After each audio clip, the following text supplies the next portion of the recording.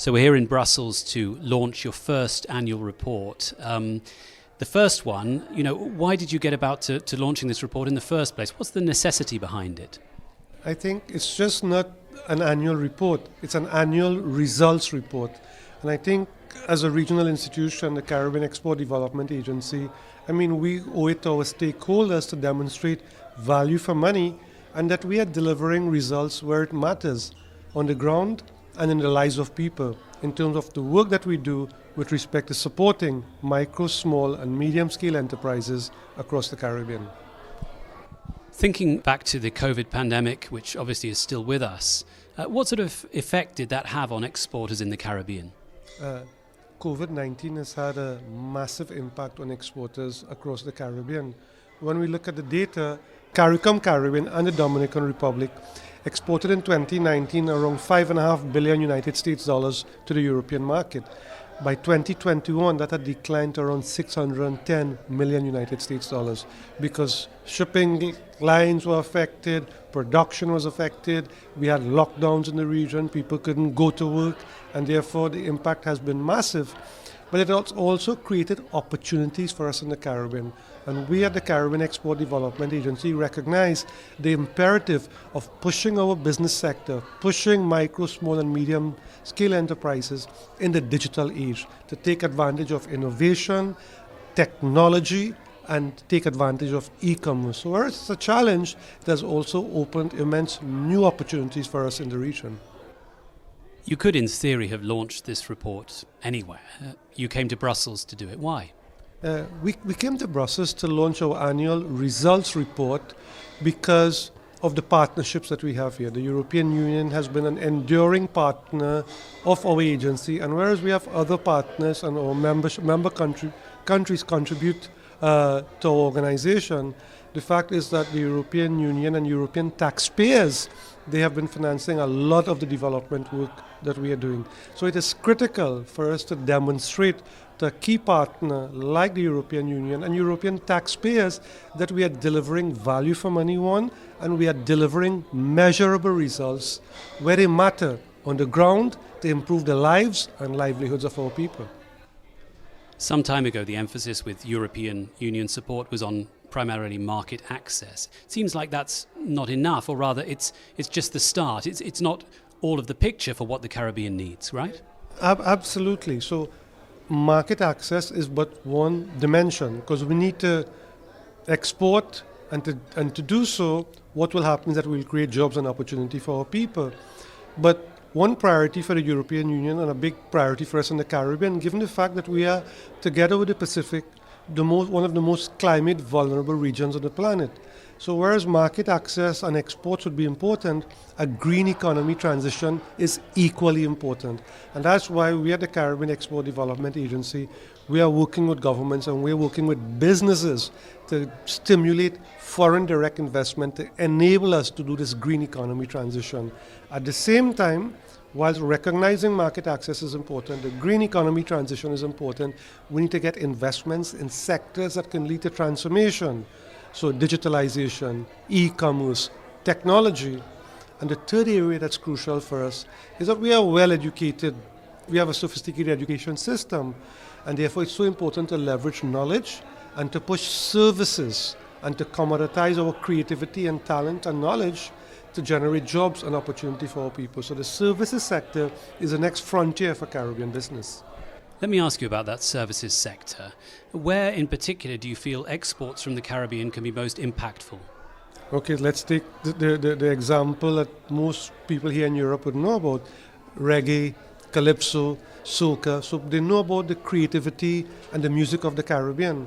But our Caribbean artists tend to be seasonal performers, performing around the time of Carnival in Trinidad and Tobago, or Junkanoo in the Bahamas, or Crop Over in Barbados.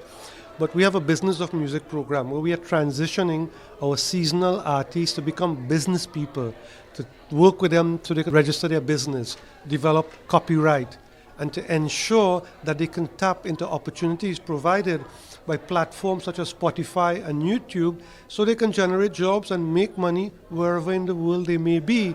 And that's the next frontier we are pushing in terms of the business of music and the creativity sector. Let's go back to this issue of European support. Again, in the old days, so to speak, the thinking was, let's give these countries financial aid. But again, that's not really enough for you, is it, in the sense that that's not really what you're looking for either necessarily? Yeah. In essence, as Caribbean people, we need support given the challenges we face as climate vulnerable countries. But I need to make it quite clear, we want to stand on our own 2 feet. And that is why we are focusing so much on private sector development and supporting micro, small and medium scale enterprises, because they account for 70% of the jobs in the region, over 60% of the GDP. And by focusing on private sector development and business as a central partner and generating investment to our region, we believe that will enable us to advance a truly transformational agenda for our region where we can truly stand on our own 2 feet. We often think of the Caribbean as a producer and exporter of raw materials, but the value added for these raw materials is often when they get to third countries. How can you, in a sense, take more of that value from the products that emanate from the Caribbean? So this is why the emphasis of our agency, the Caribbean Export Development Agency, on the export side is about a premium product for a premium market at a premium price. So organic turmeric from Belize, for example, Blue Mountain coffee from Jamaica, the fine rums that we have across the Caribbean for the European market, because we are conscious that we can't mass produce like Asian countries. So for us, it's about a premium product for a premium market at a premium price, focusing on value added to do exactly what you're talking about. You represent an organization that covers the whole of the Caribbean, but the Caribbean, traditionally has been a region where there are rivalries, inter-island rivalries, which have sometimes held the region as a whole back.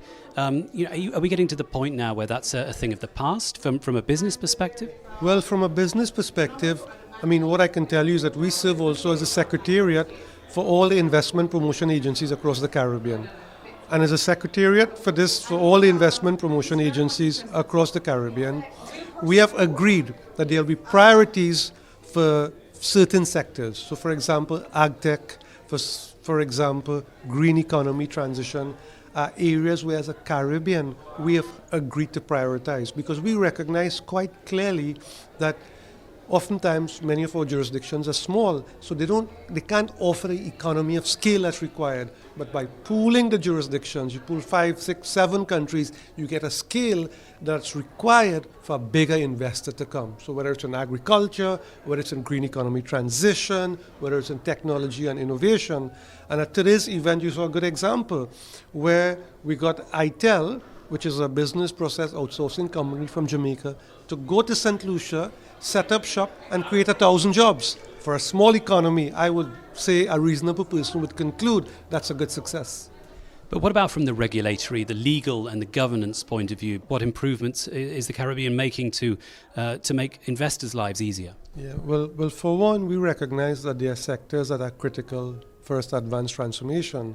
Take agriculture, for example. We clearly understand that we are, as the most food insecure region on the planet, we need to do much more in agriculture, but we need to get investments.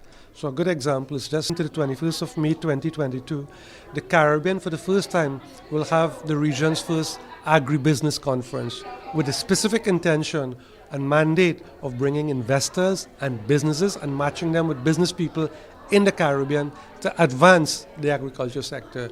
Across the Caribbean, in the area of agriculture, you have massive incentives, whether you're looking at Trinidad and Tobago, or you're looking at Guyana, or you're looking at Suriname, or you're looking at Jamaica. So in some key sectors, you see the correct steps being made and the priorities certainly attached to that. Agriculture, for example, same for those associated with innovation, technology, because these are sectors that could lead to transformation. So whereas there are still challenges, right? That's the reality. But what is vital is that we can't change and improve everything simultaneously within 6 months. We have to focus on the priority sectors, achieve the changes required, and then move from there. And I think we are making good progress. Tell me about this important issue of protecting your best products, your best goods.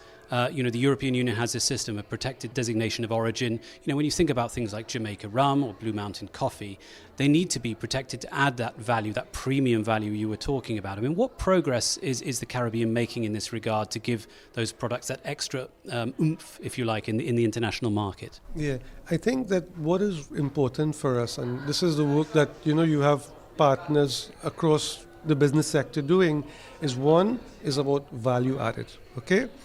Two is about market penetration. So take, for example, Blue Mountain coffee. We all know about Blue Mountain coffee, but Blue Mountain coffee, Japan represents a massive market for Blue Mountain coffee, but it hasn't penetrated the European market as it ought to. And guess what? As we speak, we are doing a study, and it's not an abstract study. It's about what are the key factors that can enable further market penetration of Blue Mountain coffee in a lucrative market of 500 million people in Europe. So that's like some of the steps that we are taking, because business as usual can't work. So it's about innovation, it's about packaging, it's about identifying niche markets, okay? And it's about branding your product, things that are absolutely Caribbean. Well, one thing that's absolutely Caribbean is rum. And as a final question, you're a Trinidadian living in Barbados. Which island has the best rum? It depends. I think the rum is generally classified in terms of age. So in Barbados, you have an aged rum, you have Monge age, you have in Guyana, you have El Dorado, which conjures up real exotic images, right? And El Dorado, they have a 15-year-old rum that's also quite good. Jamaica, they have Appleton. Trinidad and Tobago, we have 1919. But like beer in Europe, across Europe, right, the decision is essentially based on which country you come from and which flag you support. But they're all excellent. Well, then in that case, Gary Sobers or Brian Lara? There you go. I would say both. Brian Lara, exceptional and gifted batsman. Gary Sobers, undoubtedly the best all-rounder cricket has ever seen. I think you need to join the diplomatic service. Thank you very much for your time. Thank you so very much. A pleasure.